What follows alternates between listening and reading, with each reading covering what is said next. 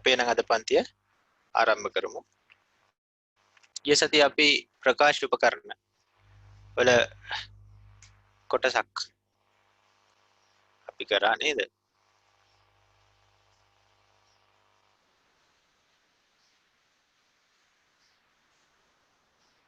ගිය සතියේ අපි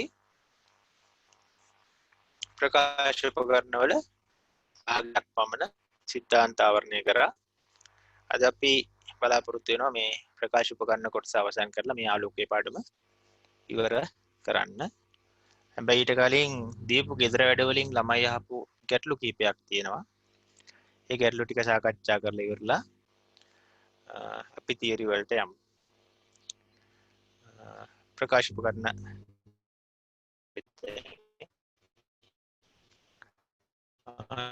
මම තිබ්බා 11 වෙනි ගාන හදන විදිහ.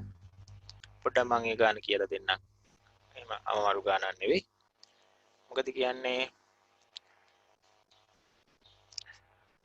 සරල අන්වීක්ෂයක විශාලක බලය කැපිටල් M එහි නාභිතුර F පරස්පරය සමග වෙනස් වීම වඩාත්ම හොඳින් නිරූපණය කරනුයේ පහත කවර ප්‍රස්ථාරයෙන්ද කියලා අහනවා. ප්‍රස්ථාරය කියන්නේ කැපිටල් M කියන්නේ විශාලනය. එකයට F කියන්නේ එතන එකයට නාභිතුර. නැත්නම් නාභිතුරේ පරස්පරය කියන එක. ඉතින් ඔය දෙන්න අතර සම්බන්ධයක් හොයාගත්තා නම් හරි. මේ සරල අන්වීක්ෂයක් ගැන කියන්නේ අපිට. සරල අන්වීක්ෂයක් එතකොට දැන් සීරු මාරු දෙකක් තියෙනවා. සාමාන්‍ය සීරු මාරුවයි අසාමාන්‍ය සීරු මාරුවයි. දැන් මෙතන කියන්නේ සාමාන්‍ය සීරු මාරුවද අසාමාන්‍ය සීරු මාරුවද කියලා වෙනම විශේෂයෙන් කියන්නේ. එහෙම විශේෂයෙන් කියන්නේ නැති අවස්ථාවක් આવොත් ඔයගොල්ලෝ සාමාන්‍ය සීරු මාරුව කියලා ගන්න ඕන. අසාමාන්‍ය සීරු මාරුව නම් තමයි ඒගොල්ලෝ විශේෂයෙන්ම කියනවා. මේක අසාමාන්‍ය සීරු මාරුවේ පවතින අන්වීක්ෂයක් කියලා. දැන් එහෙම විශේෂ කතා මුකුත් නැති ඉඳා අපි උපකල්පනය කරන්න වෙනවා මේක සාමාන්‍ය සීරු මාරුවේ තියෙන සරල අන්වීක්ෂය. ඉතින් බලන්න සාමාන්‍ය සීරු මාරුවේ තියෙන සරල අන්වීක්ෂයක විශාලනේ සමීකරණය. මොකද ඊයේ සතියේ අපි කරා m සමානයි 1 ධන d බෙදීම f කියන එක නේද? ඉතින් ඕක පොඩ්ඩක් අපි සකස් කරගන්න පුළුවන්. m සමානයි d වාරයක්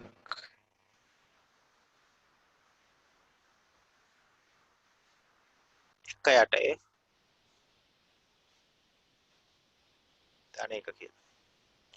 එතකොට මේ ඇවිල්ලා තියෙන m සහ 1යට f අතර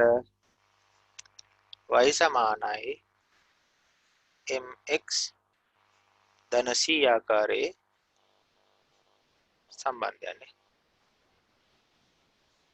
x අක්ෂයට 1යට f උයි y අක්ෂයට m උයි තිබ්බොත් එන්න ඕන y සමාන mx ධන c ආකාරයේ සම්බන්ධය. දැන් අපිට උත්තරේ එන්න ඕන බලන්න උතන y සමාන mx ධන c ආකාරයේ ප්‍රස්ථාරයක් තියෙන්නේ කීයද කියලා. බලුවම් තේරෙනවා පළවෙනි එකේ. එතකොට උත්තරේ අංක 1 කියලා අපිට ලියා ගන්න පුළුවන්. හරි. අවශ්‍ය කවුරු හරි ඉන්නවා නම් පොඩ්ඩක් සටහනක් දාගන්න මම විනාඩියක් දෙන්නම්.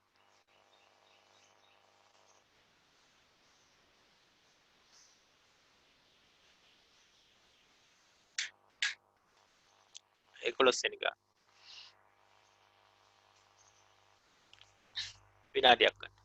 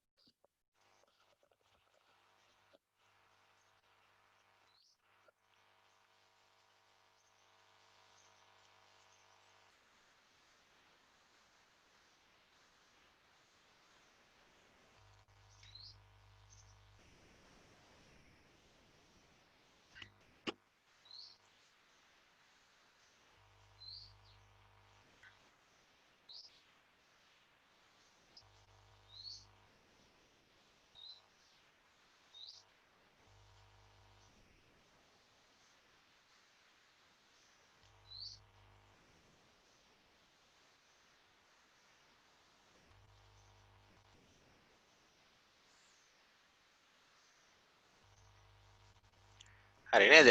හොඳයි. ඊට පස්සේ තව ගානක් අහලා තිබ්බ ළමයි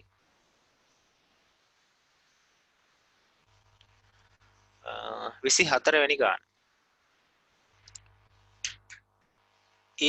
මොකද කියන්නේ සංයුක්ත අන්වීක්ෂයක් පිළිබඳව කර ඇති පහත ප්‍රකාශ සලකා බලන්න කියලා ප්‍රකාශ තුනක් දීලා ඒ වගේ සත්‍ය අසත්‍යතාව තමයි ඒ සත්‍යද B සත්‍යයි ඒ වගේ ප්‍රකාශ කීපයක් තියෙනවා කෝකද සත්‍ය ප්‍රකාශ අසත්‍ය ප්‍රකාශ අඳුර ගන්න තියෙන මම ඉතින් අර යට තිබ්බ කැල් ටික අයින් කරා මේ උත්තර ටික බහුවර්ණ පහ වර්ණ පහ අයින් කරා මේ ඉඩමදි වෙන නිසා අපි බලමු A හරිද B හරිද C හරිද කියලා අපි අඳුර ගන්න තමයි තියෙන්නේ. බලමු A කොටස. අවනිතේ නාභීය ලක්ෂයට යන්තමින් පිටතින් වස්තුව තැබිය යුතුය. කියන්නේ වස්තුව තියන්න ඕනේ අවනිතේ නාභියට පිටතින්. දැන් ඔයාලා ඔය පහල මම ඇඳලා තියෙනවා මේ සංයුක්ත අන්වීක්ෂයේ සමීක මේ කිරණ රූප සටහන. ඒකේ බලන්න මේ තියෙන වස්තුවනේ. ඒතර වස්තුව අනිවාර්යෙන් නාභිදුරට පිටතින් තමයි තියෙන්නේ නේ. F not කියන අවනිතේ නාභියනේ. නාභියට පිටතින් තමයි වස්තුව තියෙන්නේ. ඒතර නාභියට පිටතින් තියෙන්න ඕන කියන එක හරි. මේකේ හැබැයි යන්තමින් පිටතින් කියලා කියනවා. ඒ කියන්නේ ගොඩාක් F not ගෙන් ගොඩක් ඈතට ගන්න එපා කියලා කියනවා. එහෙමනේ ඒක කියන්නේ ඒ කියන්නේ ප්‍රකාශයෙන් කියන්නේ. ඇත්තටම F not ගෙන් ගොඩක් ඈතට වස්තුව තිබ්බොත් වැරදි. ඒ කියන්නේ වස්තුව පුළුවන් තරම් කාචයට ආසන්න වන තරමට හොඳයි. මොකද එතකොට තමයි වස්තුවෙන් වැඩි ආලෝක කිරණ ප්‍රමාණයක් ප්‍රකාශ උපකරණය තුළට පැමිණෙන්නේ. වස්තුවෙන් වැඩි ආලෝක කිරණ ප්‍රමාණයක් පැමිණෙන්න නම් වස්තුව අවනිත ආසන්නයේ තියෙන්න ඕන. අවනිතින් ගොඩාක් ඈතට වෙන්න තිබ්බොත් ඒ එන කිරණ ප්‍රමාණය අඩු වෙනවා උපකරණයට. වස්තුවෙන් එන කිරණ ප්‍රමාණය. ඒකට ප්‍රතිබිම්බය පැහැදිලි නැති වෙනවා.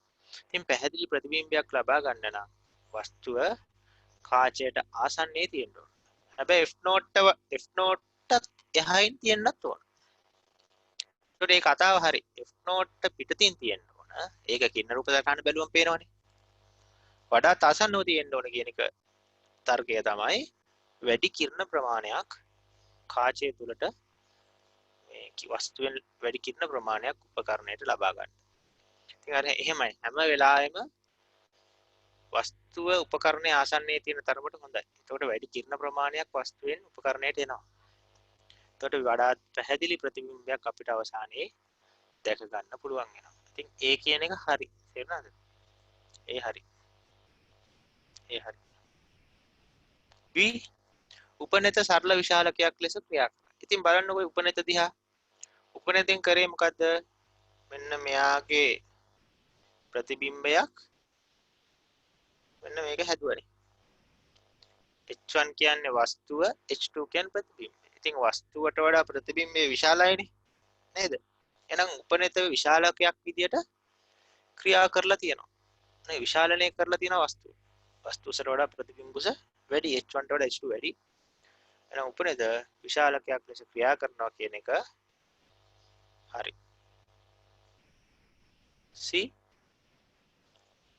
කෝණික විශාලනය අවනතේ නාභි දුරෙන් ස්වායත්ත වේ. ස්වායත්තයි කියන එකේ තේරුම රඳා පවතින්නේ නැහැ කියන එක. එයාලා කියන්නේ කෝණික විශාලනය අවනතේ නාභි දුර මත රඳා නොපවතී කියලා තමයි කියන්නේ. එහෙනම් කෝණික විශාලනයට තියෙන සමීකරණය අපි බලමු. නේද? මොකක්ද තියෙන්නේ? m සමානයි මෙයාගේ මේ අවනෙත් මේ සරල සංයුක්ත අන්වීක්ෂයේ සාමාන්‍ය සීරු මාරුවේ කෝණික සමීකරණය ප්‍රදාන මේ v වාරයක් v බෙදීම f not ඍණ 1. ඉතින් ඕක දිහා බැලුවම තේරෙනවා මේ අවනතේ නාභි දුරනේ මේ f not කියලා තියෙන්නේ. F note මත කැපිටල් M රඳා පවතිනවනේ. ඒ කියන්නේ ස්වායක්ත වෙනවාද? රඳා පවතින්නේ නැත්නම් තමයි ස්වායක්තය කියන්නේ. දැන් මෙතන වෙන්නේ රඳා පවතිනවනේ. ඒ කියන්නේ පරායක්තයි. ස්වායක්ත නෙවෙයි පරායක්ත වෙන්නේ. අදා පවතින එක වෙන්නේ. එහෙනම් ස්වායක්තයි කියන එක වැරදි. එහෙනම් C වැරදි. ඒක උත්තරේ එනවා A B පමණක් සත්‍ය වේ කියලා. ඔන්න ඔය විදිහට අපිට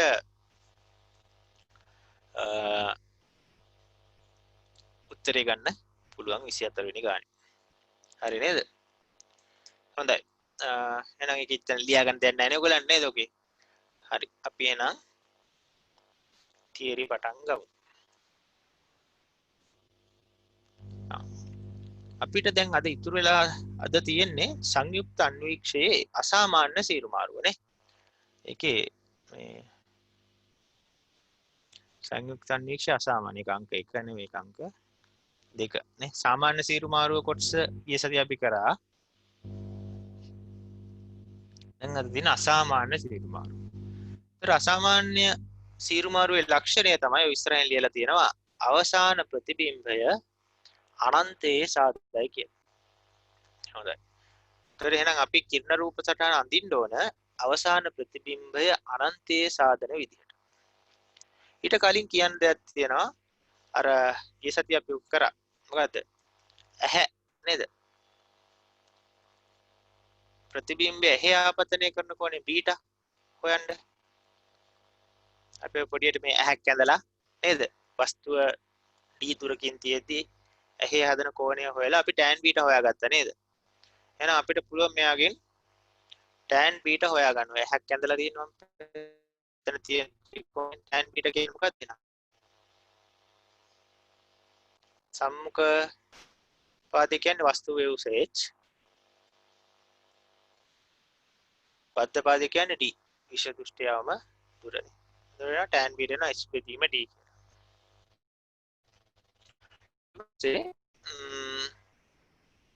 මම ඉතුරු ටික හිමින් සැරේ කියලා දෙන්නම්. ඔයාලා නේද සංයුක්ත අන්වීක්ෂය කියලා අසාමාන්‍ය සීරුමාරුව කියලා ඔය ඇහැත් ඇඳගෙන tan වීටත් හොයලා ඒ ටික හොයාගන්නකො. ඒ ටික මේ රූපේ ඇඳ ගන්නකො. පහළ තියෙන අර කාච දෙක ඒව අඳින්න එපා. මම ඒව අඳින්න වෙනම වෙලාවක් දෙන්නම්. දැන්ට ඔය උඩ ටික ඇඳ ගන්නකො. මෙන්න මේ ටික. ඔන්න ඔය කොටු කරන ටික. ඔන්න ඔය ටික ඇඳ ගන්න. විනාඩි 4ක් වගේ දෙන්න.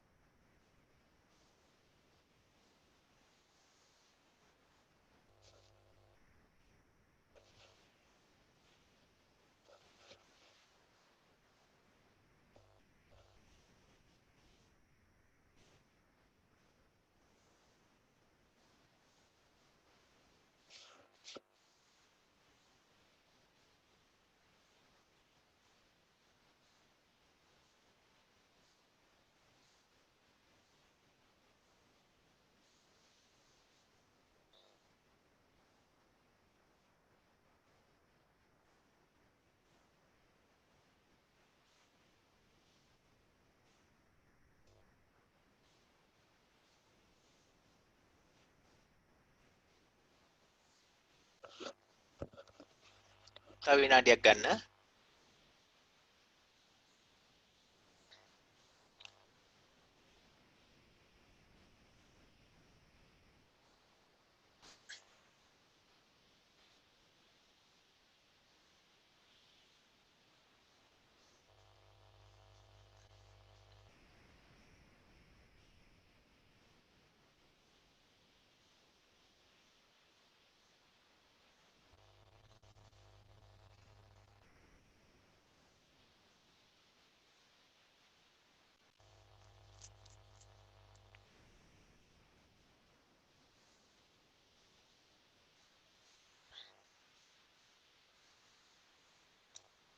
හරි නේද?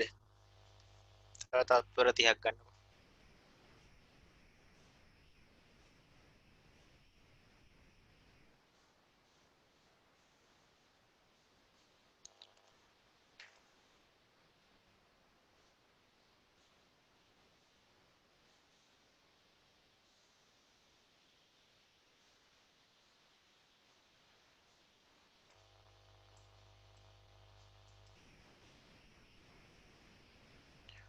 හොඳයි. ඊට පස්සේ අපි බලමු මේ පහළ තියෙනවා අපේ අවනත සහ උපනත F නෝට් කියන්නේ අවනතේ නාභිදුර FV කියන්නේ උපනතේ නාභිදුර. දැන් අපි ගලමු ඔන්න වස්තුව තියෙනවා. අවනතට පොඩ්ඩක් යහෙන් වස්තුව තියෙනවා. මේ තියෙන H කියලා අරන් තියෙනවා. ඒතර ඒ වස්තුවේ ඉඳන් එන කිරණය අපි ගලමු. ප්‍රකාශ කේන්ද්‍රය හරහා යන කිරණය කෙලින්ම යනවා. ඊට පස්සේ සමාන්තරව යන කිරණය අවනතේ නාභිය හරහා යනවා. එතකොට ওই කිරණ දෙක එකතු වෙන තැනක් තියෙනව නේද? එතන හැදෙන්න ඕන ප්‍රතිබිම්බය. ඒ ප්‍රතිබිම්බයේ උසමන් H1 කියලා ගන්නවා. එතකොට තවත් වැදගත් දෙයක්. දැන් අවසාන ප්‍රතිබිම්බය හැදෙන්න ඕන කොහෙද? අනන්තයේනේ. අවසාන ප්‍රතිබිම්බය අනන්තයේ හැදෙන්න ඕන. එහෙනම් මේ අවනතෙන් හදපු ප්‍රතිබිම්බ H1 උසක් තියෙන ප්‍රතිබිම්බය උපනෙතට වස්තුව වෙලා අවසාන ප්‍රතිබිම්බය අනන්තයේ හැදෙන්න නම් මේ H1 තියෙන්න ඕන උපනෙතේ නාභිදුර නාභිය මතනේ උපනෙතේ නාභිය මත. එහෙනම් මේ කාච දෙක අතර පරතරය සකස් වෙන්න ඕන අවනතෙන් හදන ප්‍රතිබිම්බය උපනෙතේ නාභිය මත. ඒ කියන්නේ Fe මත ඇති වෙන්න. ඒතර H1 කියන ප්‍රතිබිම්බය හැදෙන්නේ Fe මත. ඊට පස්සේ හරි. එතකොට මම ඊටු ටික ඊළඟට කියලා දෙන්නම්. ඉතින් දැන් ඔයාලා කිරණ රූප සටහන ඔය ඇඳපු ටික ඇඳගන්න. මතක තියාගන්න ප්‍රතිබිම්බ H1 හැදෙන්නේ Fe මත. ඉතින් ඔයාලා H1 ප්‍රතිබිම්බය අඳින්න ඉස්සලා පස්සේ එතනට Fe දාගන්න. මුලින් Fe ලකුණු කරගන්න එපා. එතකොට අමාරු වැඩේ. H1 ප්‍රතිබිම්බය ඉස්සලා ඇඳගන්න. කිරණ රූප සටහන ඇඳලා ඔය කාපාට ඇඳපු නේද? කිරණ ටික ඇඳලා. ඊපස්සේ H1 හැදෙනවනේ තැනක්. එතන Fe කියලා දාගන්න. ඊට සමාන දුරකින් අනිත් පැත්තෙත් Fe ලකුණු කරගන්න. හරි. මම විනාඩි ටිකක් දෙන්නම්. විනාඩි 5ක් 6ක් දෙන්නම්. හරියට ඇඳගන්න.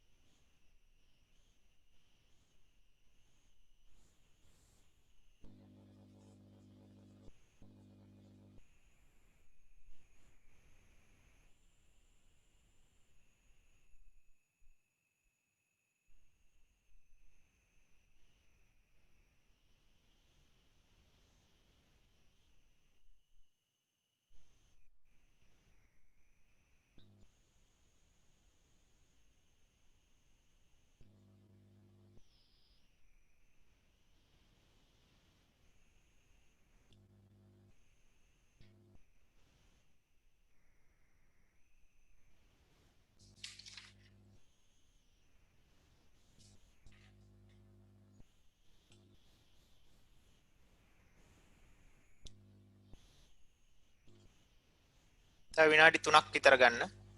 හදිස්සි නෑ හරියට ලස්සනට පැහැදිලිව ඇඳ ගන්න.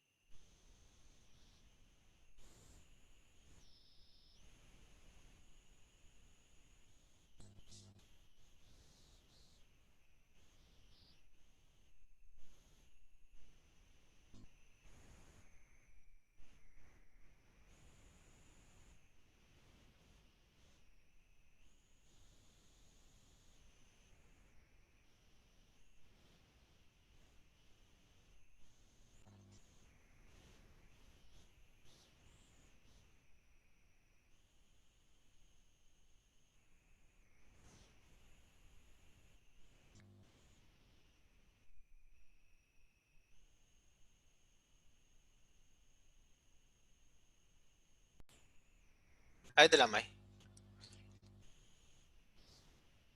හරි නේද? හොඳයි. තව තප්පර 30ක් දෙන්න. තව ඉතුරු ලයින් අන ඉවර කරගන්න.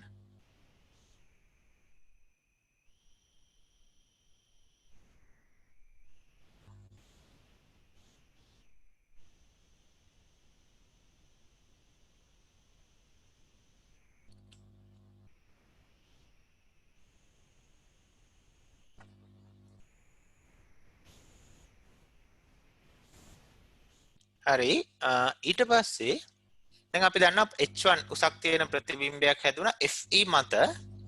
එහෙනම් දැන් එයාගේ කිරණ රූප සටහන අඳිමු.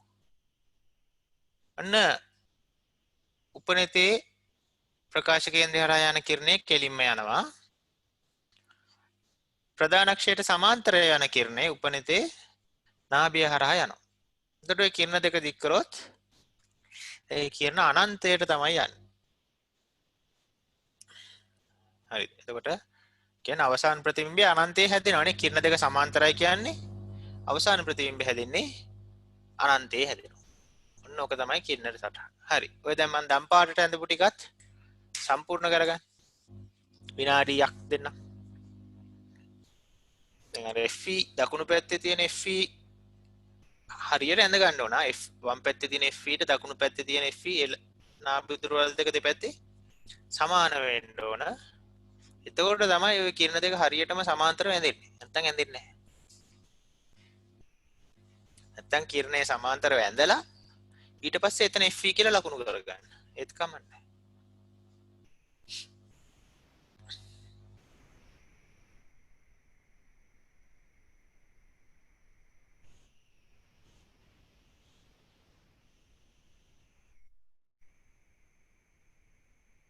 තව තත්පර 30ක් දෙන්නම්.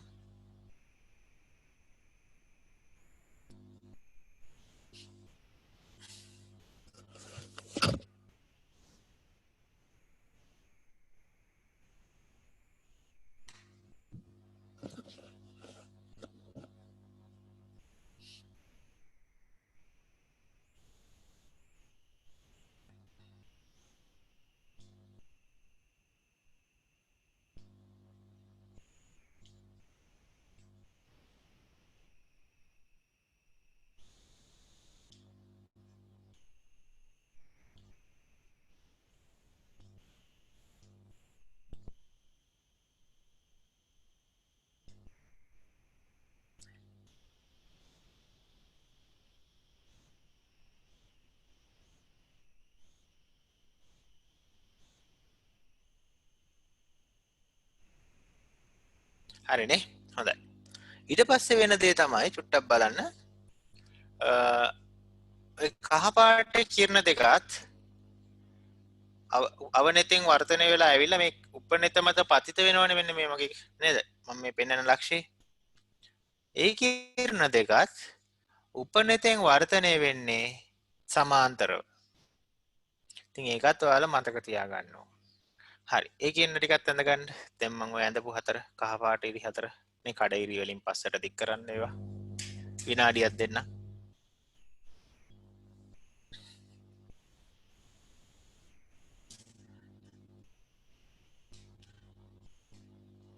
එතකොට ඕක තමයි සංයුක්ත අන්වීක්ෂයේ අසාමාන්‍ය සීරු මාරුවේ කිරණ රූප සටහන.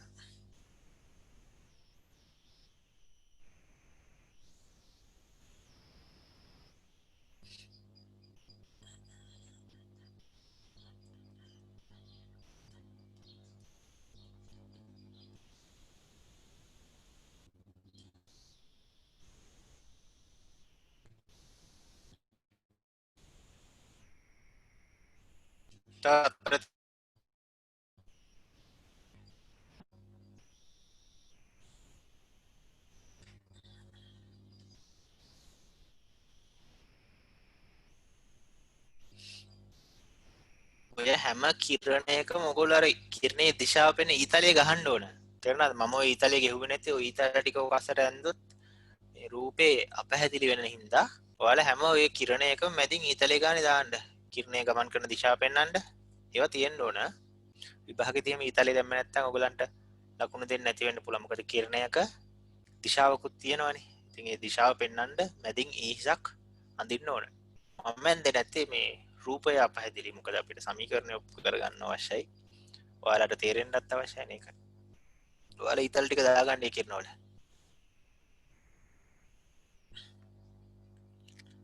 හොඳයි. හරිනේ කාලය ප්‍රමාණවත්. දැන් tan බීටා හොයාගත්තා. දැන් ප්‍රතිබිම්බය ඇසේ ආපතනය කරන කෝණය. ඒකනේ අපි ඇල්ෆා කියලා ගන්නෙ. ප්‍රතිබිම්බය අනන්තයේ තියෙන්නේ. එතකොට අනන්තය ඇහත් එක්ක හදන කෝණය නැත්නම් උපනෙත්තත් එක්ක හදන කෝණය ඔන්න මම අතන ලකුණු කරා. ඔයගලන්ට ඒක පේනව නේද? මෙන්න මේ හැරි ඇල්ෆා කියලා ගත්තා. sorry. හරි. එතකොට දැන් මේකේ tan alpha හොයාගන්න පුළුවන්. tan alpha කොහොමද හොයාගන්නේ? මේ alpha කෝණේ තියෙනවා. so tan alpha හොයාගන්න පුළුවන් මෙහෙම. මෙන්න මේ ත්‍රිකෝණය ගන්න. ඔය ත්‍රිකෝණයෙන් tan alpha හොයාගන්න පුළුවන්. මොකක්ද tan alpha කියන්නේ නා?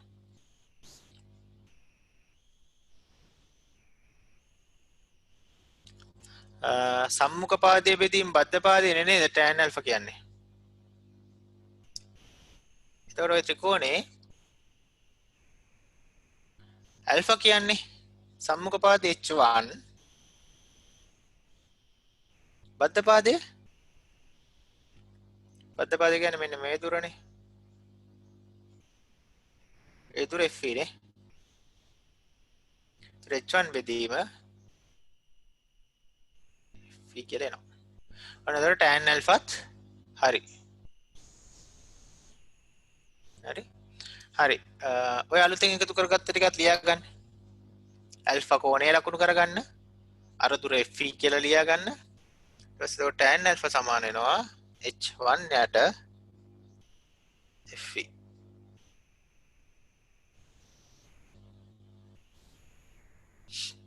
ඒ ටික එකතු කරන් මම විනාඩියක් දෙන්න. tan alpha නේද?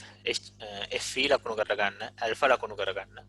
ඊට පස්සේ tan alpha සමානයි h1 යට f කියලා ලියා ගන්න.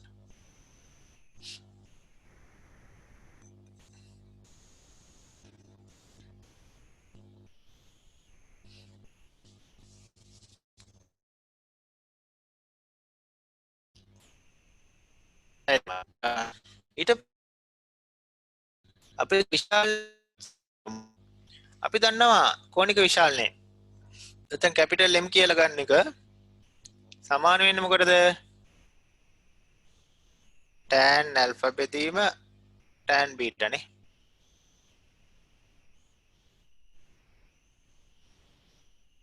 tan beta. දැන් හිමින්සරේ ආදේශ කරමු.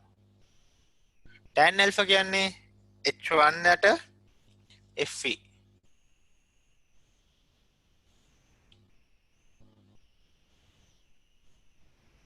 ඊට පස්සේ tan බීටා කියන්නේ h යට d බෙදනවා කියන්නේ උඩ යට මාරු කරලා වැඩි කරනවා. එතකොට එනවා d යට h කියලා. දැන් මම පොඩි වැඩක් කරනවා මෙතන මෙහෙම එකක්. h1 ඔහොමම ලියලා ඊට පස්සේ උඩ තියෙනවා d පදෙත් එහෙමම ලියන්නම්.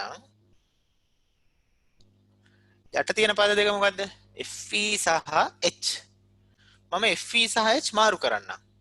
h1 ට යටින් h කියන එක ලියලා d ට යටින් fe කියන එක ලියන්න. වැරද්දක් නැහැ නේද? අරකම තමයි. h1 ට යටින් h කියන එක ලියලා d ට fe කියන එක ලිව්වා. එතකොට දෙන්න මාරු වුණ එක විතරයි උනේ. එතකොට m සමාන වෙනවා. බලන්න h1 යට h කියන්නේ මොකද්ද කියලා? h1 කියන්නේ අවනතේ ප්‍රතිබිම්බය. h කියන්නේ අවනතේ වස්තු උස නේ. එතකොට h1 කියන්නේ අවනතේ ප්‍රතිබිම්බ උස, h කියන්නේ අවනතේ වස්තු උස. ඒ කියන්නේ ප්‍රතිබිම්බ උස බෙදීම වස්තු උස කියන්නේ රේඛීය විශාලනය අවනතේනේ දැන්. ඒ කියන්නේ m අවනතේද මම m නෝට් කියලා ලියන්න. එතකොට මේ m නෝට් කියන්නේ අවනතේ රේඛීය විශාලනය. ඉතුරු පද දෙක හැමම තියෙනවා. m නෝට් හරි ඊට පස්සේ d බෙදීම f එක හැමම ලියන්න. එතකොට මේක තමයි සංයුක්ත අන්වීක්ෂයක අසාමාන්‍ය සීරු මාරුවේ විශාලනයට අපි පාවිච්චි කරන සමීකරණය. ඉතින් ඕක ඔයාලට කටපාඩම් වෙලා තියෙන්න ඕන. ගන්න විදිහත් පුළුවන් වෙන්න ඕන. දැන් ওই ටික ලියා ගන්න m හොයපු විදිය m සමානයි tan alpha බෙදීම tan beta කියන පහළට ලියාගෙන එන්න. විනාඩි දෙකක් දෙන්න. ලියලා අන්තිමට ආපු සමීකරණය කොටු කරගන්න. ඔක කටපාඩම් වෙන්න ඕන.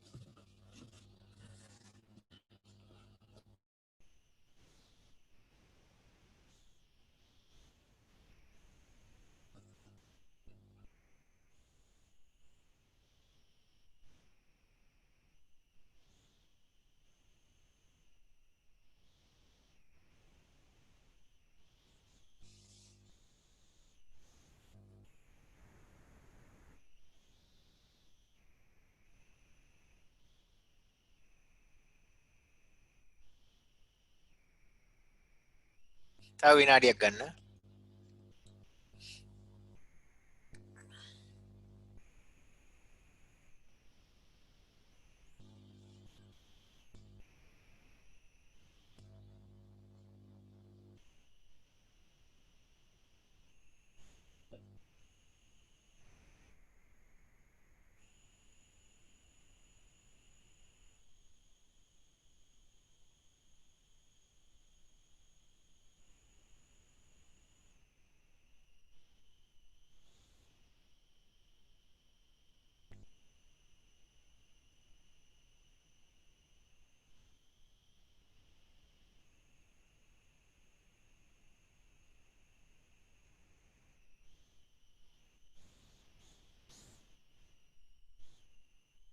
හරිද?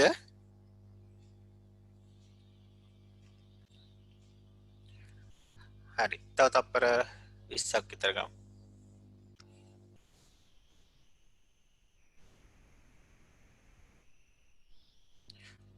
හොඳයි. එහෙනම් මේක මකන්නම්. ඔක ඉවර නෑ. තව අපි සමීකරණ කොප්පු කරගන්නවා. ඒ වුණාට මේක මකලා. හරි. දැන් අපිට කලින් ආවනේ සමීකරණයක් නේද? මම ඒකත් ඕනනම් පැත්තකින් ටුට්ටක් ලියන්නම්. මොකක්ද ආවේ? capital M සමානයි m not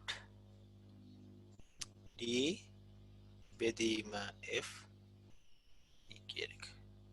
එතකොට මේ සමීකරණේ මේ n not කියන පදයට අපි තවත් පදයක් හදා ගන්නවා. ඊට පස්සේ මේ කැපිටල් M ට තවත් සමීකරණයක් අපි ලියා ගන්නවා M නෝට් එක ආදේශ කරලා. ඉතින් අපි ඕකට කරන්නේ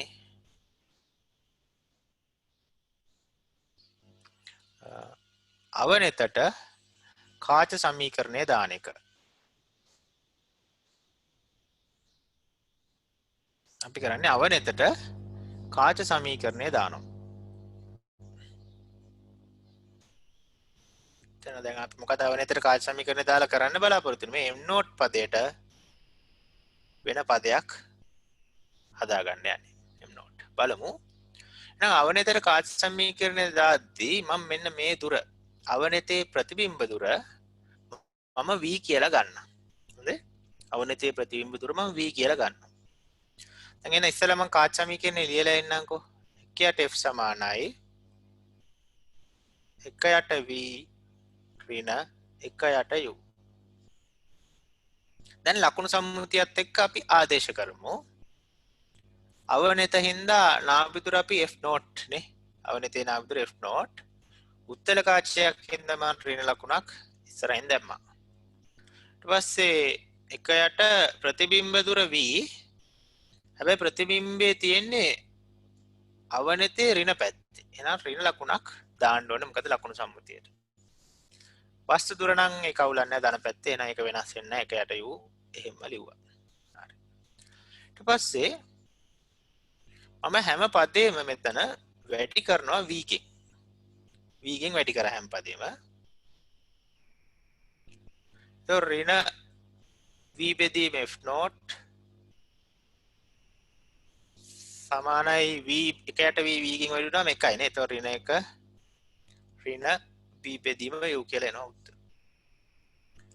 මම දැන් v බෙදීම u උක්ත කරනවා. එතකොට v බෙදීම u සමාන වෙනවා ඍණ v බෙදීම f නෝට් අනිත් පැත්තට ගියාම v බෙදීම f නෝට් ධන වෙනවා. v බෙදීම f නෝට් ඍණ 1 කියලා. මෙතන මේ v බෙදීම u කියන්නේ ප්‍රතිබිම්බ දුර බෙදීම වස්තු දුර. යවනෙතේ ප්‍රතිබිම්බ දුර බෙදීම වස්තු දුර කියන්නේ ඒ අවනෙතේ රේඛීය විශාලනය තමයි. කියන්නේ m නෝට්. m නෝට් සමාන වෙනවා v බෙදීම u කියන්නේ m නෝට් නේ. ප්‍රතිබිම්බ දුර බෙදීම වස්තු දුර සමාන v බෙදීම f නෝට් ඍණ 1 කියලා එනවා. එහෙනම් අපිට කලින් ආවා කැපිටල් M සමානයි m නෝට් වාරයක් d බෙදීම f නේ. දැන් අපි කැපිටල් ලියන්න පුළුවන් කැපිටල් M සමානයි m නෝට් වෙනුවට අපි මේ හොයාගත්ත එක ලියන්න. මොකද්ද? m නෝට් වෙනුවට ලියන්න පුළුවන් v බෙදීම f නෝට් ඍණ 1 වාරයක් d බෙදීම f e කියලා ලියන්න පුළුවන්. ඔන්න ඔය විදිහට අපිට කැපිටල් M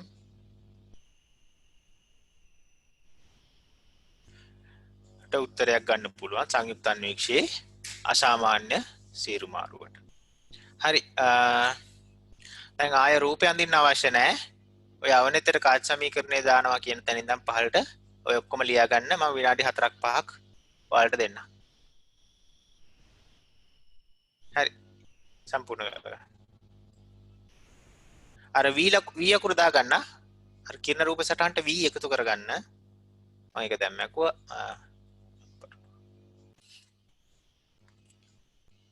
මෙතන මෙන්න මේ v එක දා ගන්න. රූපය අඳින්න එපා. සමීකරණය ඔප්පු කරන ටික ලියා ගන්න. මම විනාඩි 5ක් දෙන්නම්.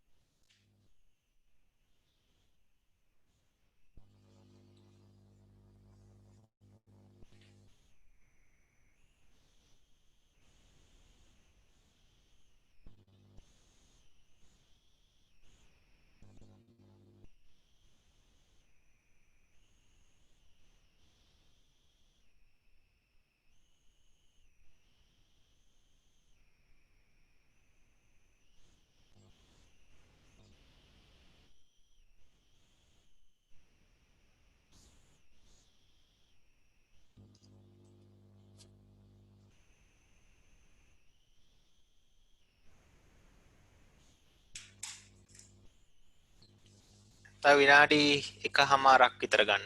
විනාඩි 1:00ක් ගන්න. එතකොට සංයුක්ත අන්වීක්ෂය කොටස අවසానයි. ඊට පස්සේ දුරේක්ෂය තමයි අපිට ඉතුරුලා තියෙන්නේ. ඒකත් අද ඉවර ගන්න පුළුවන්.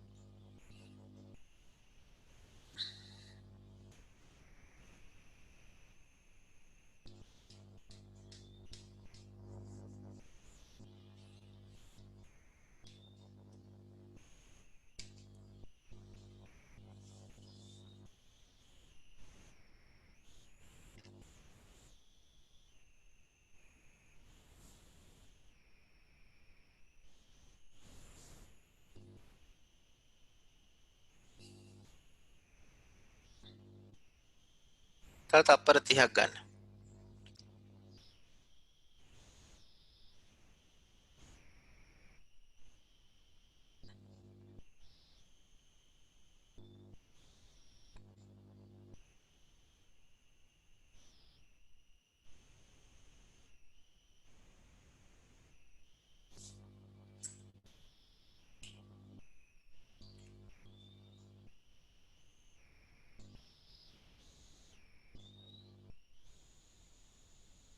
හරි හොඳයි. ඔන්න එහෙනම් අපි සංයුක්ත අන්වීක්ෂය කරලා ඉවරයි. මම මේ ටිකම කරනවා. හරි. අපිට දැන් තියෙන්නේ නක්ෂත්‍ර දුරේක්ෂය ගැන ඉගෙන ගන්න. නක්ෂත්‍ර දුරේක්ෂය කියන්නේත් සංයුක්ත අන්වීක්ෂය වගේම උත්තල කාච දෙකකින් හැදිලා තියෙන උපකරණයක්. එතකොට ඒකෙත් තියෙන්නේ අර විදිහටම අවනත සහ උපනත. අවනතේ නාභිදුර F0 කියලා ගන්නවා. උපනතේ නාභිදුර FE කියලා ගන්නවා. වෙනස තමයි සංයුක්ත අන්වීක්ෂයක් සහ නක්ෂත්‍ර දුරේක්ෂයක් අතර තියෙන වෙනස තමයි වස්තුව තියෙන ස්ථානය තමයි වෙනස. අපි එතකොට සංයුක්ත අන්වීක්ෂයක නම් නාභිදුරට පොඩ්ඩක් යහින් වස්තුව තියෙනවනේ. අවනිත ගාම වස්තුව තියෙනවා. හැබැයි නක්ෂත්‍ර දුරේක්ෂයේ වස්තුව තියෙන්නේ අවනිත ගාව නෙවෙයි. අපි නක්ෂත්‍ර දුරේක්ෂය පාවිච්චි කරන්නේ ග්‍රහ වස්තු නිරීක්ෂණය කරන්න. තරු නේ දන්නේ වගේ ඒවා. ඈතින් තියෙන වස්තු. එතකොට මේ වස්තුව තියෙන්නේ අනන්තේනේ. ගොඩාක් ඈතින් තියෙන්නේ. ඉතින් ඒකෙන්ද දුරේක්ෂවල වස්තුව තියෙන තැන අනන්තය. එතකොට යාට කිරණ එන්නේ අනන්තයේ සිට. අන්න ඒක තමයි වෙනස. ඒ කියන්නේ වස්තුව තියෙන තැන තමයි වෙනස. හරි. ඔන්න බලමු අපි. එතකොට දැන් දුරේක්ෂයක් තියෙනවා. හරි. මම කිරණ රූප සටහන අඳින්න කලින් ඔයාලා නක්ෂත්‍ර දුරේක්ෂය කියලා ලියලා සාමාන්‍ය සීරුමාරුව කතා කරමු ඉස්සෙල්ලා. මතක තියාගන්න සාමාන්‍ය සීරුමාරුවේදී අවසාන ප්‍රතිබිම්බය අනන්තේ හදනවා. අර කලින් ඒවත් එක වෙනස් වෙනවා. තේරෙනවද? සරල අන්වීක්ෂය සහ සංයුක්ත අන්වීක්ෂයේ සාමාන්‍ය සීරුමාරුවේදී අවසාන ප්‍රතිබිම්බය හැදුවේ විෂද දෘෂ්ටියේ අවම දුරේ. හැබැයි නක්ෂත්‍ර දුරේක්ෂයේදී ඒක මාරු වෙනවා. සාමාන්‍ය සීරුමාරුවේදී අවසාන ප්‍රතිබිම්බය අනන්තේ හදනවා. ඔය පැටලෙන තැනක් මම කිව්වේ හරි. පටල ගන්න එපා. නක්ෂත්‍ර දුරේක්ෂයේදී අර සාමාන්‍ය සීරුමාරුවයි අර ඒ සීරුමාරු දෙක අරක අනිත් පැත්ත ගහනවා. සාමාන්‍ය සීරුමාරුවේදී අවසාන ප්‍රතිබිම්බය අනන්තය හදනවා. අසාමාන්‍ය සීරුමාරුවේදී අවසාන ප්‍රතිබිම්බය විෂය දෘෂ්ටි අවමුදුරේ හදනවා. හරි. මාතෘකාව ලියලා ඔය ටික ලියා ගන්න කුටම කින්න මේ කාච අඳින්න එපා. නක්ෂත්‍ර දුරේක්ෂය කියලා ලියා ගන්න. ඊට පස්සේ සාමාන්‍ය සීරුමාරුව කියලා ලියලා ඉරක් ගහලා අවසාන ප්‍රතිබිම්බය අනන්තයේ සාදයි කියලාත් ලියා ගන්න.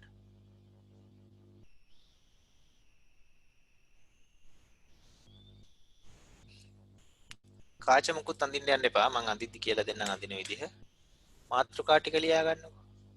ප්‍රධාන මාතෘකාවයි අනු මාතෘකාවයි.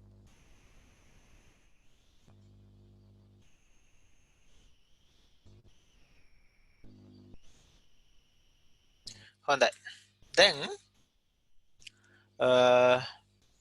හොඳට බලා ගන්න. ඔන්න කිරණ ටික තියෙනවා. අනන්තේ ඉඳන් කිරණ එනවා. ඒ දැන් වස්තුව තියෙන අනන්තේනේ. එතකොට ප්‍රකාශ කේන්ද්‍රයේ හරහා යන කිරණේ කෙලින්ම යනවා ඒකට සමාන්තර වෙන අනිත් කිරණ ඔක්කොම කොහොම එක තැනක එකතු වෙනවා මෙන්න මෙතන.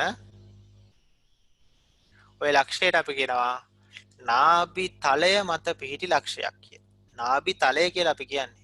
මතක ඇති අපි මුලින්ම කරා නාභි තලය. නේද? ප්‍රකාශ ප්‍රධාන අක්ෂයට ආනතව සමාන්තරව පැමිණෙන කිරණ නාභි තලය මත පිහිටි ලක්ෂයක හමු වෙනවා. ඒ කියන්නේ නාභි තලය කියන්නේ නාභිය හරහා යන තලය. එතකොට H1 කියන තමයි ප්‍රතිබිම්බය. ඔය අනන්තයේ තියෙන වස්තුවේ ප්‍රතිබිම්බය තමයි H1 කියන්නේ. H1 හැදෙන්නේ F0 මත. ඒ කියන්නේ අවනතේ නාභිය මත. F0 මත. හරි. ඊට පස්සේ දැන් අපේ අරමුණ මොකද්ද? අවසාන ප්‍රතිබිම්බය අනන්තයේ හැදෙන්න ඕනනේ. ඒකනේ වෙන්න ඕන අවසාන ප්‍රතිබිම්බය අනන්තයේ හැදෙන්න ඕන. එහෙනම් උපනතේ නාභිය මත තමයි නේද? Fe මත තමයි මේ ප්‍රතිබිම්බය හැදෙන්න ඕන. එතකොට තමයි උපනෙතෙන් මේ H1 උසක් තියෙන ප්‍රතිබිම්බයේ වස්තුව විදිහට අරගෙන අවසාන ප්‍රතිබිම්බය අනන්තයේ හදන්නේ. ඒ කියන්නේ F0 සහ Fe සමපාත වෙන්න ඕන මේකේ. F0 Fe කියන්නේ එකම ලක්ෂයක් වෙන්න ඕන. එහෙනම් දැන් වස්තුවෙන් දැන් H1 ඒ ප්‍රතිබිම්බයෙන් එයාගේ ප්‍රතිබිම්බය හැදෙන තැන ගත්තොත් උපනෙත නේද? උපනෙතේ ප්‍රකාශ කේන්ද්‍රයලා යන කිරණය කෙලින්ම යනවා. සමාන්තරව යන කිරණය උපනෙතේ නාභිය හරහා යනවා. ඒකට අවසාන ප්‍රතිබිම්බය අනන්තයේ හැදෙනවා. හරි. ඔන්න ඔය කිරණ රූප සටහන ඇඳගන්න.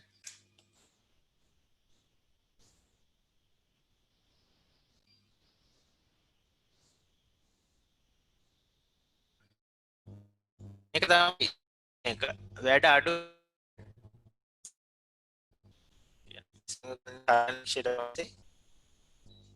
ලේසිම කිරණ රූප සටහන ඕක. F0 සහ Fe සමපාත වෙන්න ඕන. H1 මේ ප්‍රතිබිම්බයත් ඇදින්නේ එතනම තමයි. ඒකට අවසාන ප්‍රතිබිම්බය අනන්තයේ හැදෙනවා. කිරණ සමාන්තරයි කියන්නේ ප්‍රතිබිම්බය අනන්තයේ හැදෙනවා කියන එක තමයි.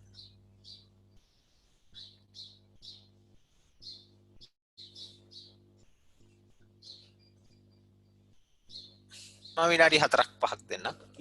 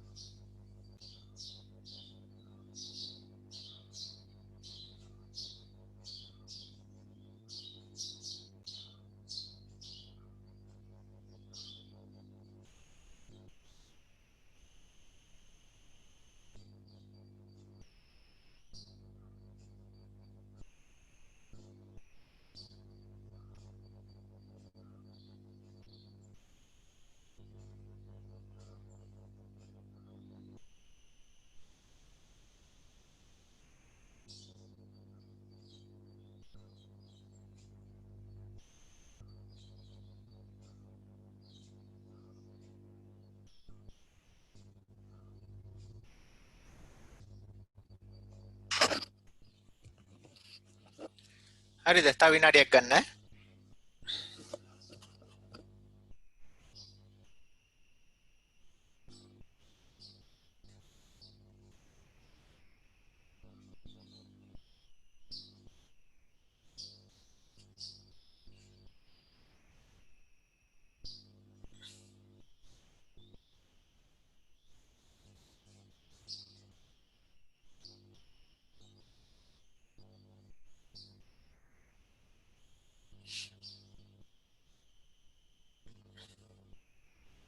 තව තත්පර 15කින් පටන් ගමු.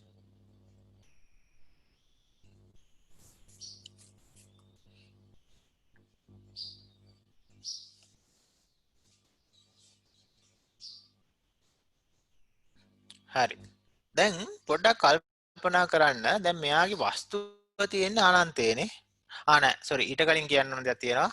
අර උපනෙතේ ඉඳන් එන කහපාට කිරණ දෙකත් සෝරි අවනෙතේ ඉඳන් එන කහපාට කිරණ දෙකත් ඔන්න ඔය විදියට උපනෙතේදී වර්තනය වෙනවා සමාන්තරව. අන්න ඒ දෙකත් ඇඳ ගන්න එකතු කරගන්න. මම මේ කහපාට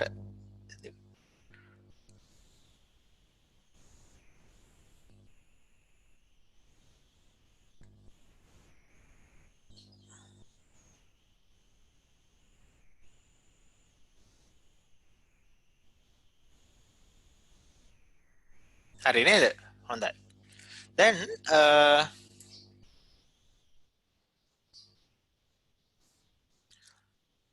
දැන් මෙන්න මේ දුර f0 නේද? ඒක හරිනේ. මේ දුර f නේ. මේ දෙකත් රූපෙට දාගන්න. ඔන්න ඔය දුරවල් දෙකත්. විනාඩියක් වගේ දෙන්න. f0 ලකුණු කරගන්න, f ලකුණු කරගන්න දුර.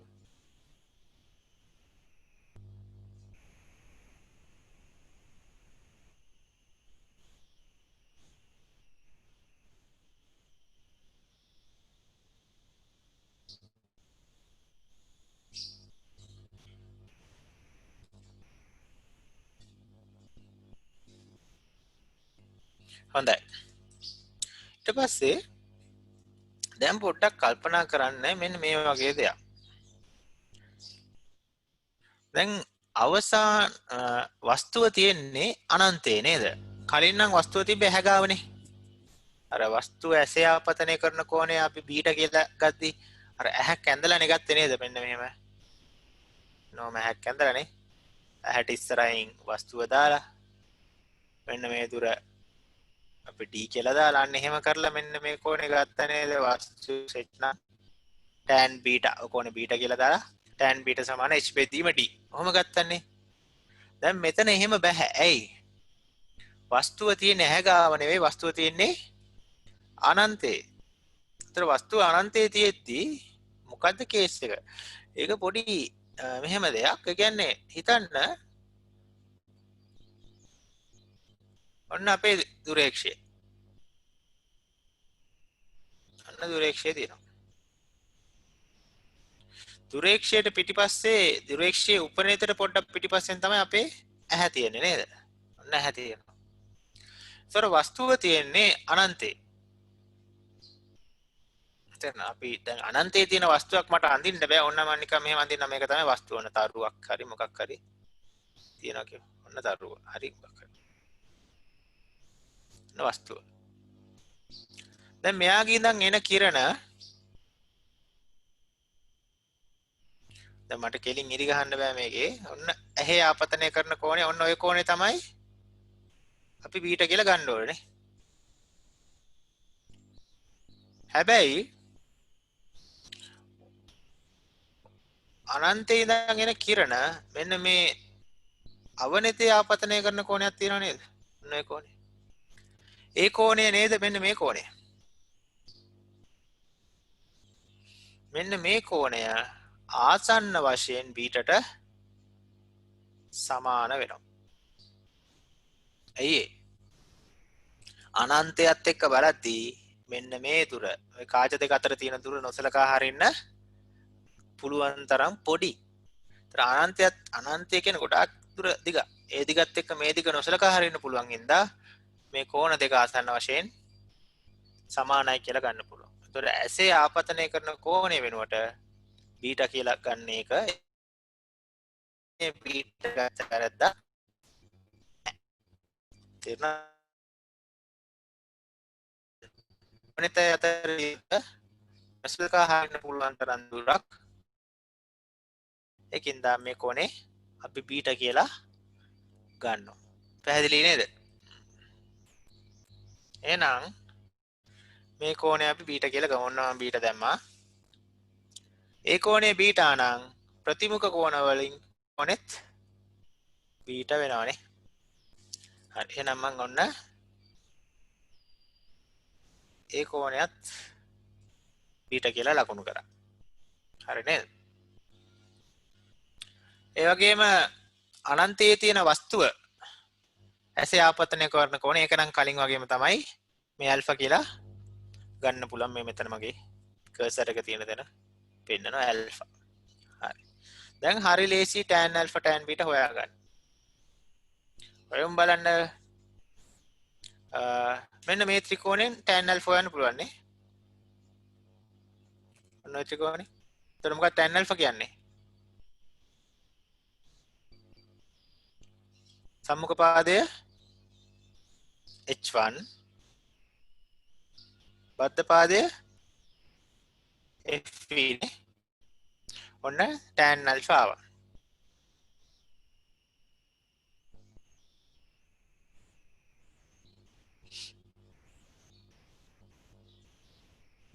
ඊට පස්සේ tan beta හොයාගන්න පුළුවන් මෙන්න මේ ත්‍රිකෝණේ එතකොට tan beta ට එනවා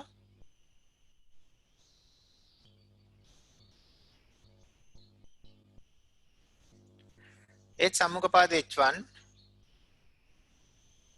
බද්ධ පාදය f0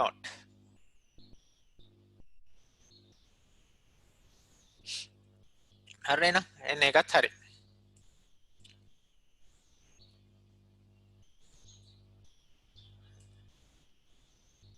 දැන් අපි දන්නවා m සමාන වෙන්නේ tan alpha බෙදීම tan beta ට tan alpha කියන්නේ h1 ට fe tan beta කියන්නේ h1 ට f0 එක යට beta නේ බෙදනවා කියන්නේ උඩට මාරු කරලා වැඩි කරනවා. ඒතකොට f0 ට h1 කියලා එනවා. h1 ට h1 කැපුනම m සමාන වෙනවා f0 යට fe කියලා.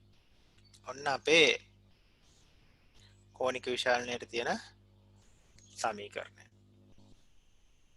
ඔක මතක තියාගන්න ඕන. මේක තමයි ලේසිම එකනේ. මොකද්ද? නාභිදුරවල් දෙක අතර අනුපාතයෙන් විශාලනය දෙනවා. ඉතින් සාමාන්‍ය විශාලනයක් ලබා ගන්න නම් මොකක්ද දෙන්න ඕන? f0 f ඊට වඩා වැඩි වෙන්න ඕනේ. විශාලනයක් තියෙන තරමට හොඳයිනේ අපිට පැහැදිලි ප්‍රතිබිම්බයක් ලැබෙනවානේ. එතකොට f0 වැඩි වෙන්න ඕන f ඊට වඩා. හරි. කිරණ රූප සටහනේ අඩුපාඩු ටික සම්පූර්ණ කරලා ඒ කියන්නේ අර ඇල්ෆා බීටා ටිකේම කෝණ ටික ඇඳගෙන ඔය ටික ලියා ගන්න. කැපිටල් M හොයපු විදිහ. විනාඩි 3ක් 5ක් විතර දෙන්න. ඇල්ෆා බීටා ටික ලකුණු කරගන්න කිරණ රූප සටහනේ. ඊට පස්සේ tan alpha tan beta හොයලා M capital M හොයන විදිය ලියා ගන්න.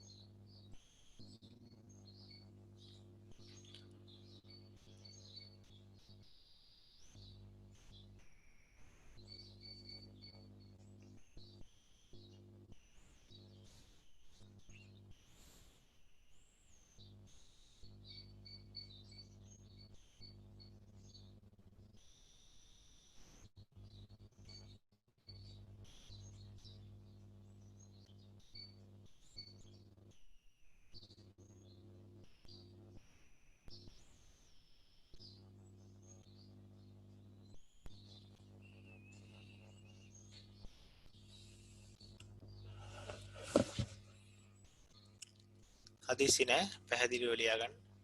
විනාඩි තව 3ක් වගේ දෙන්න විනාඩි.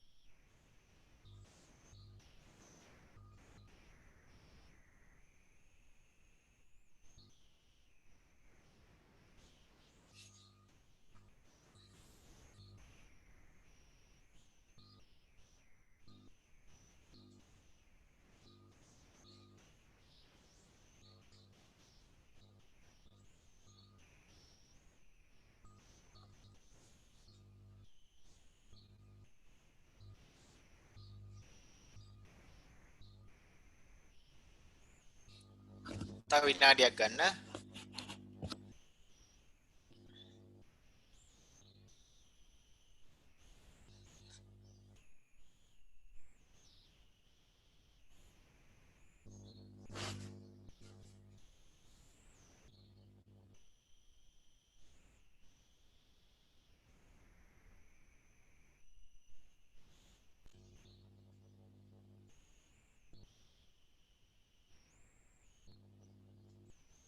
හරි හොඳයි ලියාගත්තනේ.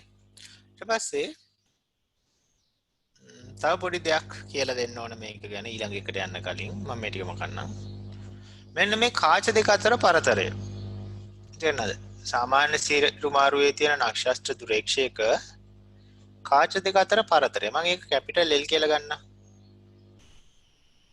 ඔය L සමාන වෙනවා මොකටද? මේ F නෝට් ගේ FV ගේ එකතුවටනේ. එහෙනම් අපිට ලියන්න පුළුවන් L සමානයි F නෝට් ධන FV. ඔකත් නිතරම භාවිතා වෙන එකක්.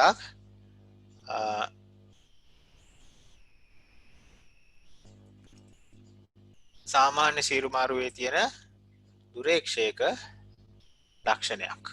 නාභි දුරවල් දෙක අතර එකතුවෙන් කාච දෙක අතර පරතරය දෙනවා. හරි. ওই ටිකත් එකතු කරගන්න. රූපේ කැපිටල් L ලකුණු කරලා සමීකරණයක් ලියාගෙන L සමානයි F නෝට් ධන FV කියලා.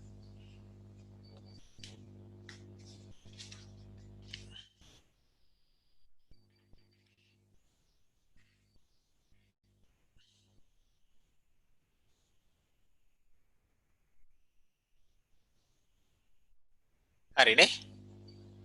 හොඳයි. එතකොට නක්ෂත්‍ර දුරේක්ෂයේ සාමාන්‍ය සීරු මාරුව ගැන තියෙන්නේ ওই ටික තමයි. ලියාගත්තා නේද ළමයි? මම එන්නම් මකන්නම්. අපි ඊළඟට යන් මෙයාගේ අසාමාන්‍ය සීරු මාරුව. සෝරි ඒකේ අංක දෙක වෙනවා.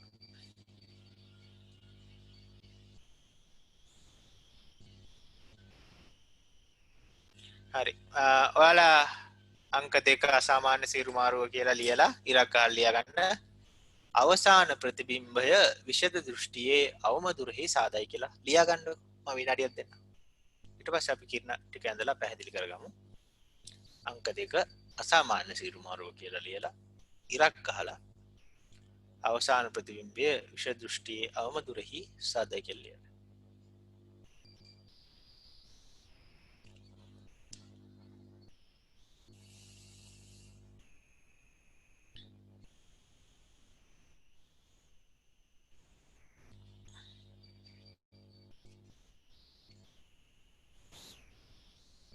තව තප්පර 30ක් ගන්න.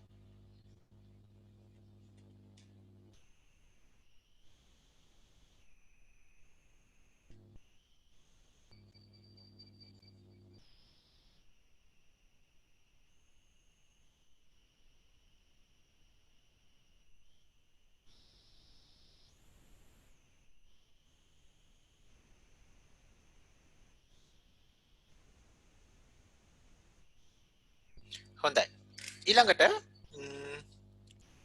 දැන් බලමු එහෙනම් ඔන්න වස්තු අවනිතය උපනිතය තියෙනවා. ඔන්න අනන්තයේ ඉඳන් එනවා කිරණයක්. නැති අනන්තයේ ඉඳන් එන කිරණය දැන් වස්තු අනන්තයේ තියෙන හින්දා කොහොමත් අනන්තයේ ඉඳන් එන්නේ. අවනිතෙන් වර්ධනය වෙලා ගිහිල්ලා ප්‍රතිබිම්බය හදනවා අවනිතේ නාභිය මතනේ. නාභි තලයේ H1 කියන එක F නෝට් මත හැදෙනවා. හරි. ඔය ටික ඇඳගන්න. කාච දෙක ඇඳලා නේ ඔක්කොම දැන් දීලා තියෙන ටික ඇඳගන්න. H1 ප්‍රතිබිම්බයත් ඇඳගන්න ඊට පස්සේ. ඔක්කොම ඇඳගන්න. මම විනාඩි 5ක් විතර දෙන්න.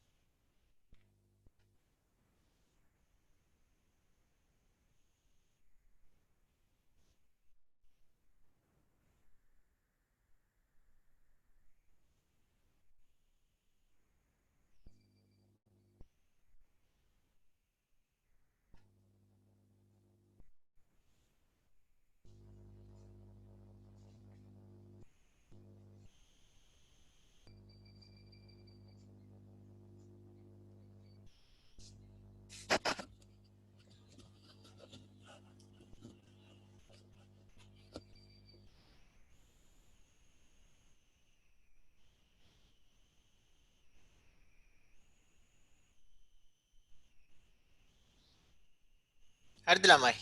හරිනේ. තව විනාඩියක් දෙන්නද? විනාඩියක් ගන්න.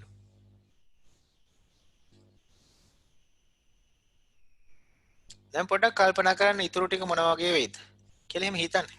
නේද? දැන් H1 උසක් ඒ H1 ප්‍රතිබිම්බය තමයි උපනෙතට වස්තුව වෙන්නේ. ඒතර H1 වස්තුව විදියට අරගෙන උපනෙතින් අවසාන ප්‍රතිබිම්බයක් හදනවා. ඒ උපනෙතෙන් හදන ප්‍රතිබිම්බය හැදෙන්න ඕන විෂ දෘෂ්ටියවම දුරේ. එහෙනම් ඔය H1 කියන එක්කෙනා ඉන්න ඕන උපනෙතේ නාභියයි කාචයයි උපනෙතයි මැද. නේද? එහෙම වුණොත් නේද අතාත්වික ප්‍රතිබිම්බයක් හදන්නේ. හරි. දැන් බලමු අන්න උපනෙතෙන් සිදුවන වර්තනය බලමු. දැන් H1 ගෙන් යන කිරණ ප්‍රකාශ කේන්ද්‍රය යන එක කෙලින්ම යනවා. සමාන්තරව යන කිරණය උපනෙතේ නාභිය හරහා යනවා. එතකොට ඔය කිරණ දෙක පිටිපස්සට දික් කරොත් ඔන්න එක තැනක එකතු වෙනවා. එන්න එතන හැදෙනවා අවසාන ප්‍රතිබිම්බය. ඒ ප්‍රතිබිම්බය හැදෙන්න ඕන කොතනද? අසාමාන්‍ය සිරුමාරුවේ නම් විෂද දෘෂ්ටියේ ආවම දුරේ. ඒක නේ එතකොට ওই දුර නේද? උපනෙතේ ඉඳන් ප්‍රතිබිම්බය හැදිච්ච තැනට දුර තියෙන්නේ විෂද දෘෂ්ටි ආවම දුරට සමාන. ඒක අපි කැපිටල් D කියලා ගන්නවා. ඔන්න ප්‍රතිබිම්බය යන්න. හරි. ඉතුරු ටිකත් සම්පූර්ණ කරගන්න. තව විනාඩි 5ක් දෙන්න. තව විනාඩි 5ක් දෙනවා සම්පූර්ණ කරගන්න.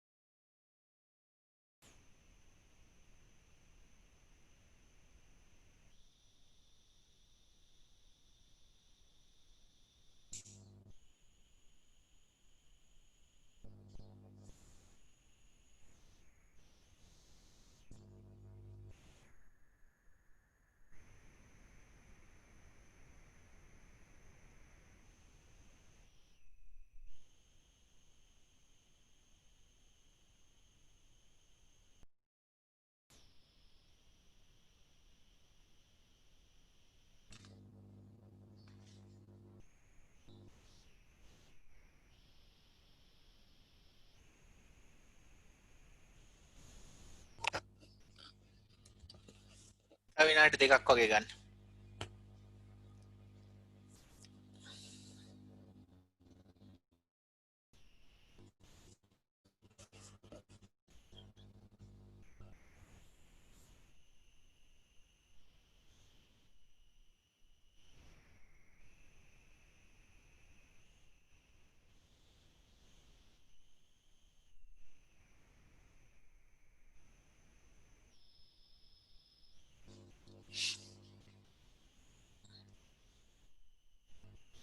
තව විනාඩියක් ගන්න.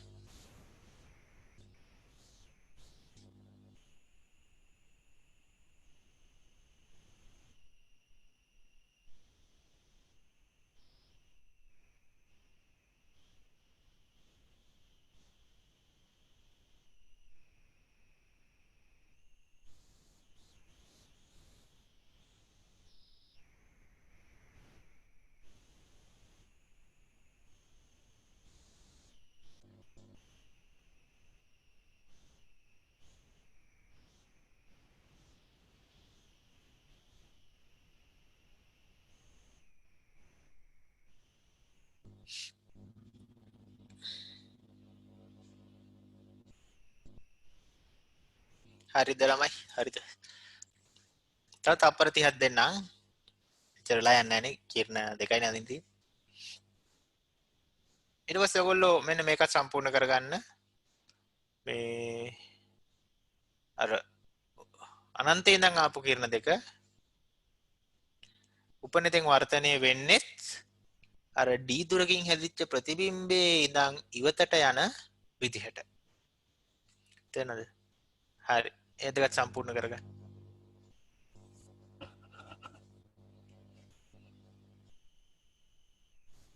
ඔක්කොට මේක තව විනාඩියක් වගේ දෙන්න.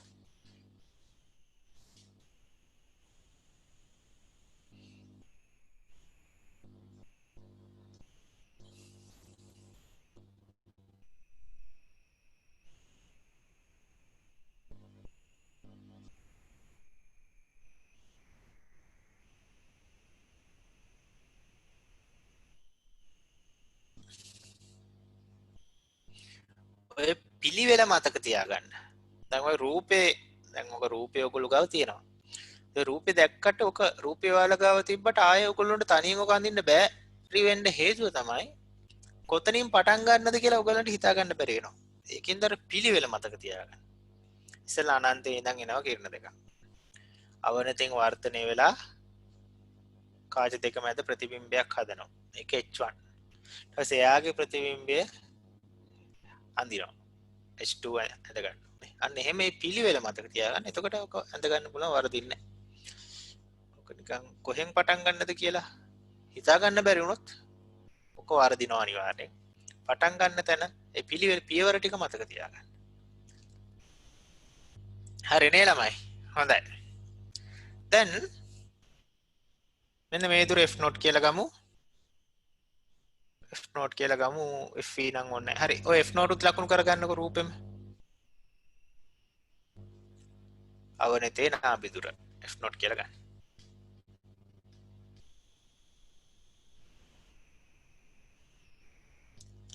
හරි.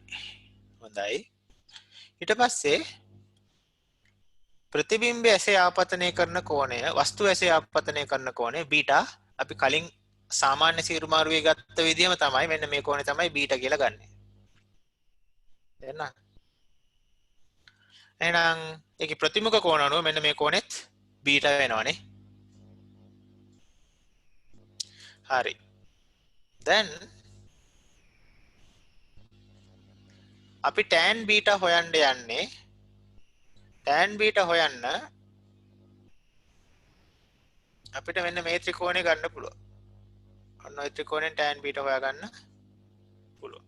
එහෙනම් මම ලියනවා මොකක්ද එතකොට එන්නේ tan බීටාට?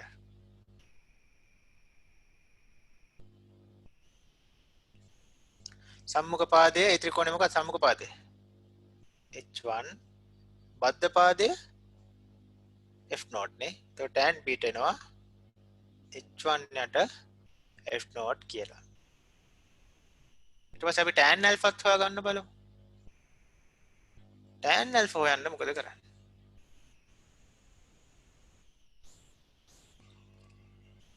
දැන් ඉතින් ඉස්සෙල්ලා alpha කෝණය හොයාගන්න වෙනවා. නේද? tan alpha හොයන්න. මෙන්න මේ කෝණය තමයි alpha නේ. ප්‍රතිබිම්බය ඇසේ ආපතනය කරන කෝණය. නේද? මෙයා හදන කෝණය alpha. ඊට ඔන්න ප්‍රතිබිම්බය ඇසේ ආපතනය කරන කෝණය හරි ගියා. එහෙනම් දැන් කොහොමද ඒක? මෙන්න මේ ලොකු ත්‍රිකෝණයෙන් හොයාගන්න පුළුවන් නේ. ඍජු කෝණී ත්‍රිකෝණයක් තියෙනවා නේද මේ ලොකු ත්‍රිකෝණය? ඔන්න ත්‍රිකෝණය. ඔන්න ත්‍රිකෝණය. එතකොට මොකක්ද එහෙනම් tan alpha වෙන්නේ? සම්මුඛ පාදය H2 බද්ධ පාදය මොකක්ද? නේද? කියන්නේ මෙන්න මේ දුරනේ බද්ධ පාදය කියලා ගන්න අපි. එන්න ඒ දුර d ට සමානයි. ඒතර H2 බෙදීම d කියලා එනවනේ. හරි. ඊට පස්සේ මම අනවශ්‍ය ටික පොඩ්ඩක් ආපුවම කන්නම්. කැතයිනේ. හරි. දැන් m කියන්නේ tan alpha බෙදීම tan beta නේ.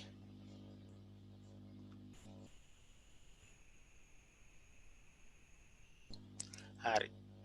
tan alpha කියන්නේ දැන් උඩ හොයාගත්ත H2 බෙදීම d නේ. එහෙනම් tan alpha වෙනකොට මම ලියනවා H2 බෙදීම d. tan beta කියන්නේ h1 යට f not බෙදනවා කියන්නේ උඩ යට මාරු කරලා වැඩි කරනවා. එතකොට f not යට h1 කිය. දැන් අර කලින් වගේම තමයි මෙහෙම කරනවා. h2 ලියනවා f not උත් ලියලා පද දෙක මොනවාද? d සහ h1. d h1 දෙන්න මාරු කරන්න. h2 ගේ යටට h1 ගන්න. f not ගේ යටට d ගන්න. අවුලක් නැහැනේ. වෙනසක් නැහැ. පද දෙක මාරු කරා විතරයි යට පැත්තේ. අවසාන ප්‍රතිඵල එකයි. හරි. දැන් පොඩ්ඩක් බලන්න h2 බෙදීම h1 කියන්නේ මොකක්ද? h2 කියන්නේ මෙන්න මේකේ උස. h1 කියන්නේ මේක. උපනෙතේ ප්‍රතිබිම්බයේ උස බෙදීම උපනෙතේ වස්තු උස නේද? h2 බෙදීම h1 කියන්නේ. එහෙනම් h2 බෙදීම h1 කියන එක අපිට ලියන්න පුළුවන්. උපනෙතේ රේඛීය විශාලනය e කියලා ලියමු. e කියන්නේ උපනෙත කියන්නේ. හරි? me වාරයක් f not යට d එක අපි එහෙම ලියමු. එතකොට කැපිටල් M සමාන වෙනවා me වාරයක් f not යට d කියලා. ඔන්න අපේ සමීකරණය එනවා. හොඳයි. කියන රූප සටහනේ ඔය ඇල්ෆා බීටා කෝණ ටික එකතු කරලා tan alpha tan beta හොයලා ඔය සමීකරණය ඒ ටික ලියා ගන්න.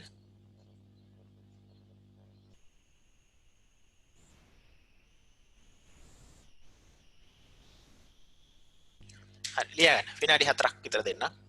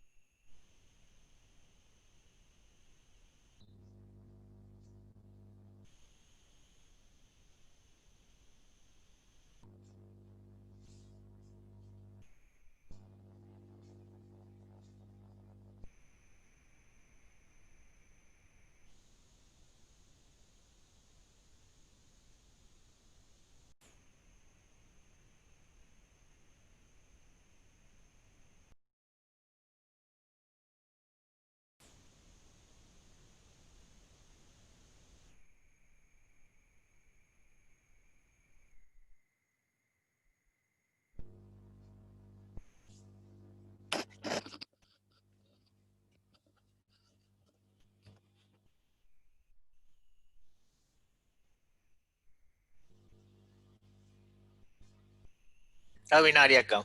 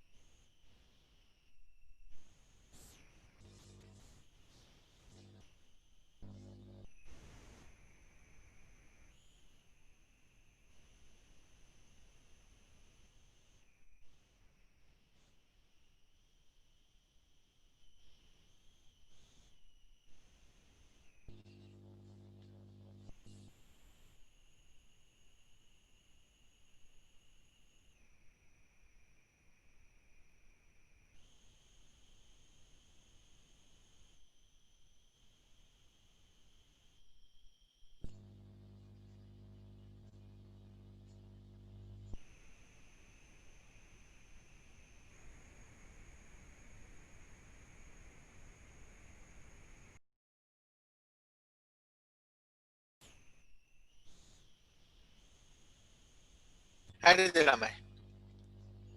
තව තප්පර 20ක් දෙන්නම්.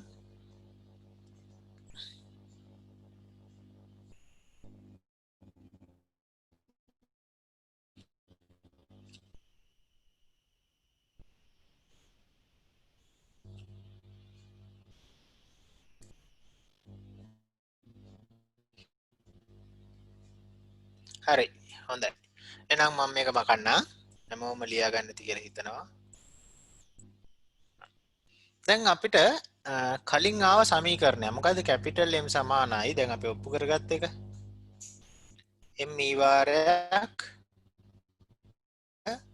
b කියලා එකක් ආවා. දැන් මෙතන අපි මේ ME වෙනුවට පදයක් හදාගන්න යන්නේ. ඉතින් ME හොයාගන්න පුළුවන් අපිට උපනෙතට කාච සමීකරණය දාලා. එහෙනම් අපි කරන්න යන්නේ මේ උපනෙතට සමීකරණය දාන්න යන්න. උපනෙත කියන්නේ මෙයා. හරි. මෙන්න මේකට කාච සමීකරණය දාන්න යන්න. ඉතින් ඉස්සෙල්ලා අපි ලියමුකෝ. 1යට F සමානයි 1යට V ඍණ 1යට U. එතකොට 1යට FV කියන්නේ උපනෙතේ නාභිදුරනේ. F කියන්නේ උපනෙතේ නාභිදුර. F උපනෙතේ නාභිදුර අපි FE කියලා ගන්නනේ. FE කියලා ලියන්නම්. හැබැයි උත්තල කාචයක් හින්දා ඍණ ලකුණක් දාන්න ඕන. 1යට V කියන්නේ ප්‍රතිබිම්බ දුර. ප්‍රතිබිම්බය හැදෙන්නේ ධන පැත්තේ. කින්ද ලකුණ මාරු කරන්න අවශ්‍ය නැහැ. 1යට V ඍණ වස්තුව තියෙන්නේ ධන පැත්තේ. ඒකත් ධන. මම දැන් හැම පදේම වැඩි කරනවා V එකෙන්. එතකොට ඍණ V බෙදීම FE සමානයි 1 ඍණ V බෙදීම U. එතකොට V බෙදීම U සමාන වෙනවා 1 ඍණ V බෙදීම U නේ ඍණ V බෙදීම FE අනිත් පැත්තට ගියම ධන V බෙදීම FE කියලා එනවා. එතකොට V බෙදීම U කියන්නේ මොකක්ද? ප්‍රතිබිම්බ දුර බෙදීම වස්තු දුර උපනෙතේ. එතකොට උපනෙතේ ප්‍රතිබිම්බ දුර බෙදීම වස්තු දුර කියන්නේ උපනෙතේ රේඛීය විශාලණය කියන්නේ E සමානයි 1 ධන V කියන්නේ මොකක්ද? උපනෙතේ ප්‍රතිබිම්බ දුර කියන්නේ උපනෙතේ සිට ප්‍රතිබිම්බයට තියෙන දුර මොකක්ද? 1 d ට සමානයි. එහෙනම් V වෙනුවට මට ලියන්න පුළුවන් d කියලා. එතකොට 1 ධන d බෙදීම FE කියලා එනවා. තේරුණා? එහෙනම් දැන් අපිට කලින් ආවා M සමානයි ME වාරයක් F dot at d. එහෙනම් දැන් ME ට ආදේශ කරන්න පුළුවන් ඔය ආපු සමීකරණය. ඒතර කැපිටල් M සමාන වෙනවා ME වෙනුවට ලියන්න පුළුවන් 1 ධන d බෙදීම FE වාරයක්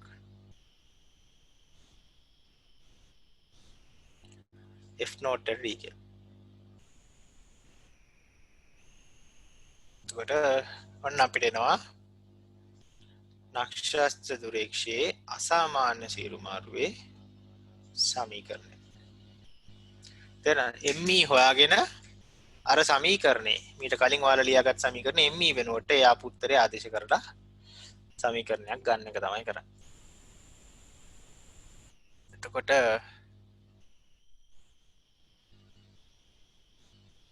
හරි එහෙනම් දැන් ওই ටික ලියා ගන්න. උපනේතර කාච සමීකරණය යොදමු කියලා ලියලා ඔය සමීකරණය අප කරගන්න.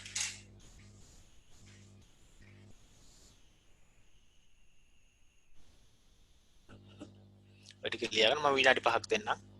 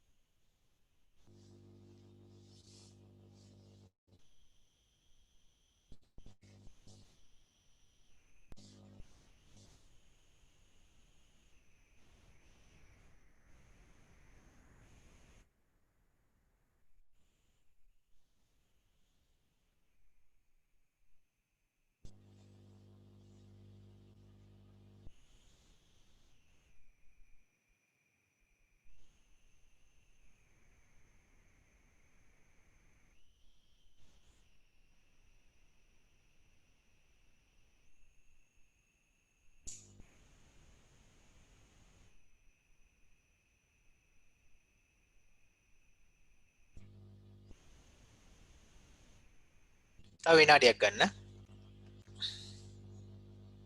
ඉතින් ඔය සමීකරණ ඔප්පු කරන විදිය මතක තියෙන්න ඕන. අවසාන සමීකරණයත් මතක තියෙනවා නම් හොඳයි.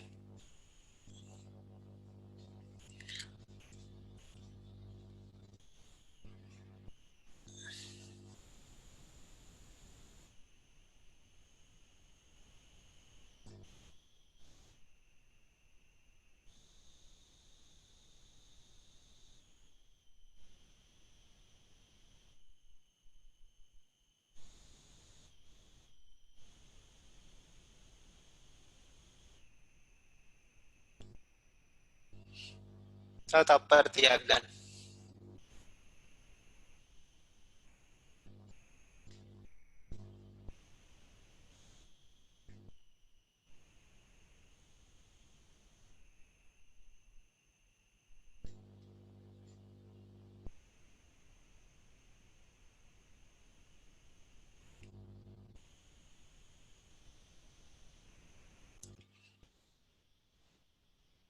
හරි ළමයි. කාලය ප්‍රමාණවත්. එතකොට ඔන්න නක්ෂත්‍ර දුරේක්ෂයත් ඉවරයි.